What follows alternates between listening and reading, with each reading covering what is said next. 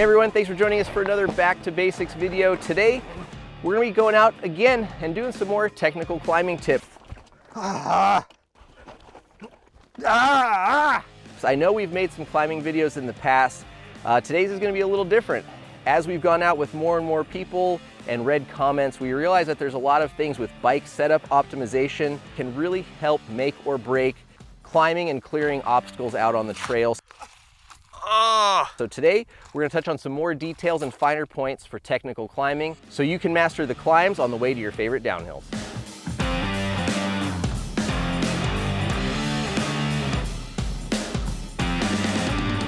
So before we get into some of the features and skills and techniques, I want to take a quick second to just thank Fazari Bicycles and Fox Racing for making this series possible. With the support of awesome brands like them, One Up Components, and Schwalbe, we're able to come out here, answer comments and questions that we see from you guys, as well as addressing the questions that we get from people out on the trail. So with that out of the way, let's get into some fun technical climbing.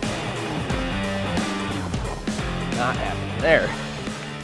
Good Lord. Common theme that you're going to see in this video, and something that I see done incorrectly or to the detriment of so many riders on the trail, is gear selection and, most importantly, saddle height. I know saddle height is really important and people feel like, I'm climbing, I need to have my seat high, but the reality is that when you start getting into really steep and technical climbs, you're not in the saddle anyways. So if you're not in the saddle, you need to drop that thing out of your way. It is going to allow you to have better movement and control over the bike. And more importantly, it's going to allow you to get that back end up when you need to get into technical stair-steppy ledges, over downed trees, or whatever tall obstacles might require you to get that back end up. Essentially, what's going to be important is, as you round this corner, you need to be looking out ahead, right? Whether that's downhill or uphill, you have to be looking far ahead so you know what's coming, so you're not constantly reacting and swerving all over the place because you're just staring straight down.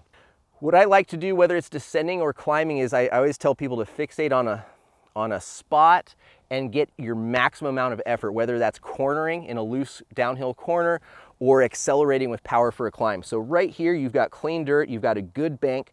So there to there is going to be where you get all your power and your drive and your acceleration to start easing up, in a sense, over this loose marbly stuff.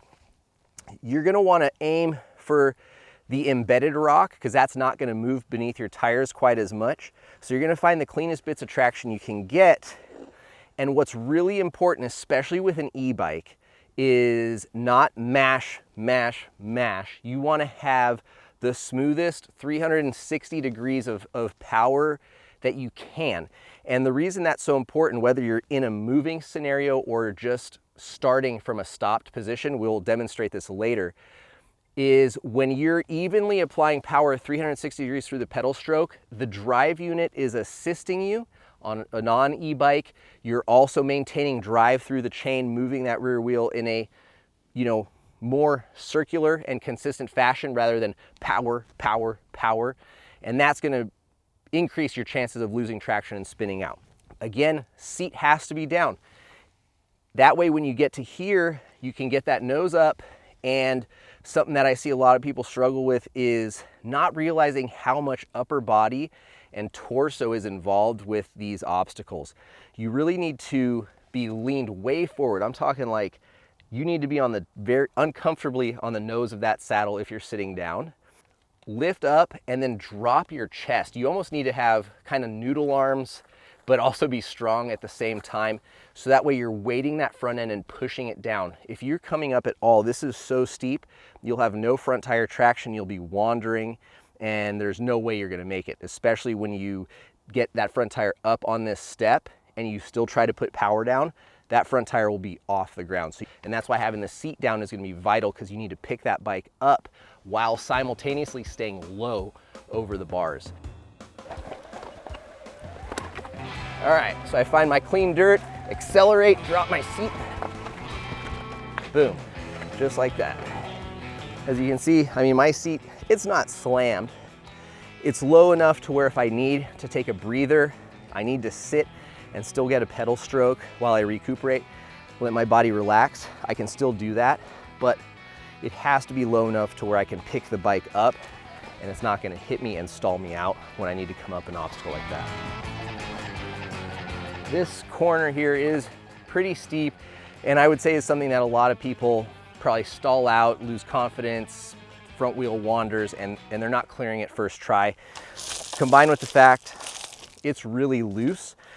So once you stop and lose your momentum here, it's really hard to get started. So we're gonna show you guys kind of what I was talking about in that last step with that smooth power delivery and why that really matters starting a climb once you've stalled out. So right now what I'm gonna do is I'm just gonna do what I see a lot of people doing.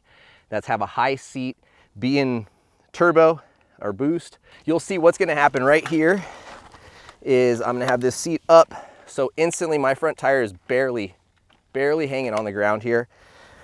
Maybe I'll lower it a tiny bit, which is what some people do. They think that's enough. And then I'm just gonna mash on the pedals, and you'll just see this back tire is probably gonna just dig in like a car would or a dirt bike would in sand. So you can see how much I just chunked up all that dirt. The front tire almost instantly went airborne, which means I couldn't make this turn. I'm hanging on, so no real way I'm gonna win that scenario, but let's try one more time. I'm gonna even go into an easier gear because that'll be the easiest gear and probably what a lot of people are in. We'll see what that does. Oh, okay, same front tire just picks up, gets off the ground. Once that front tire's off the ground and your weight is shifted, you're never gonna win. So what I'm gonna do this time is instead of having the seat really high and mashing down to try to get that start, I'm still in boost. I'm gonna very slowly, almost ghost pedal, just enough to where the drive unit is giving me a tiny, tiny bit of assistance. And as the motor starts moving me and this next pedal stroke gets up to where my next foot can come in, I'm gonna apply a little more power until I'm moving to a fast enough speed to where I can start getting more power, and I'm gonna make sure I weight that front end. So let's see how it goes. Again, very soft, light pedal to just barely get that movement going. You don't want enough torque to spin and bury yourself. There we go. Hopefully you guys could see how delicate and light those pedal strokes were.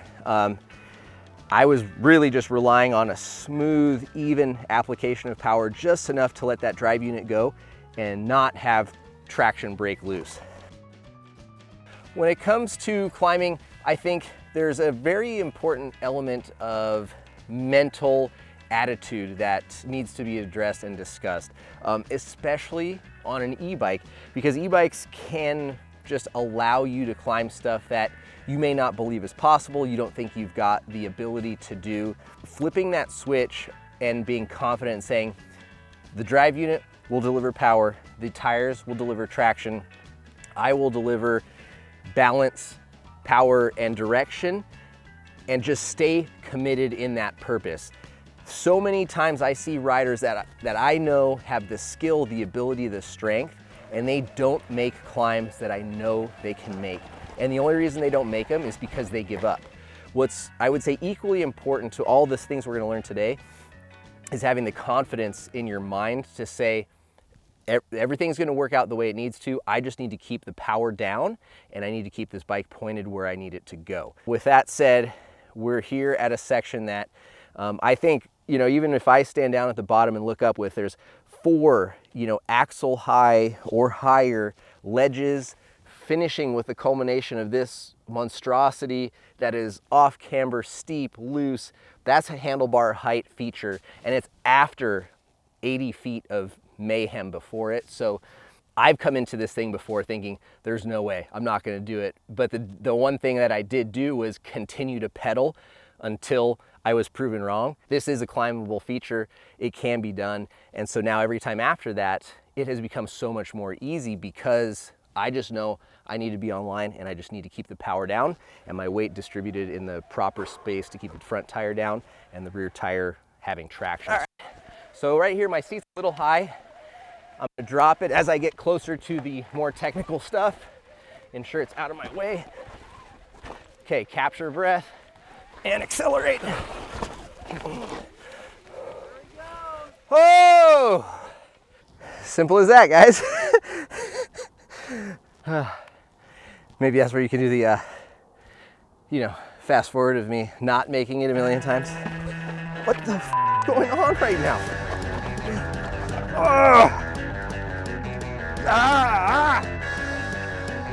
So the next feature is another kind of rock crawly bit. As you can see, there's, I don't know, over an axle high. I would probably say 18-inch or maybe even almost 2-foot initial step. And then from there, you've got about a 1-foot distance and then another 6 to 8 inches, another steep ramp. You've got a little, about, I don't know, not even a full bike length, semi-flat transition, and then another big step up this rock wall into more kind of rock. So I think what's going to be important about this is upper body movement as well as power distribution. So we'll kind of get into what that looks like and how you should be kind of controlling and distributing your weight over the bike. So as you can see, this, I haven't touched it. This is how low I had my seat to climb this. I was in the second gear from the easiest gear, just so you guys have kind of a point of reference, and I was in the boost or turbo mode. What I was doing was trying to, again, keep a smooth, steady pedal cadence. I was trying to really balance that even pulling and pushing. And part of what makes it important to do that is weighting the handlebars, because it doesn't just mean all your weight's on your legs, which will create more of an imbalance in power, but that also helps weight that front end. What you want to be able to do is be loose enough to where you can lift the front tire up if it's a square, you know, ledge, and you don't just hit it and lose momentum, or it kind of bounces you back to stall you out or kick you over the rear end as far as, you know, center of gravity and weight distribution. So you want to be loose enough to let the bike come up into you and then be strong enough to push it back down and be weighted on the bars. So it's kind of a tough dance of being light and fluid, but being strong and stable. All right, folks, thanks for climbing with us today. Obviously, there are a lot more types of features and climbing tips out there. We're happy to do another video and get into some more types of terrain. So leave any comments you guys have down below. Thanks again for watching. Please don't forget to subscribe, and we'll see you out on the trails.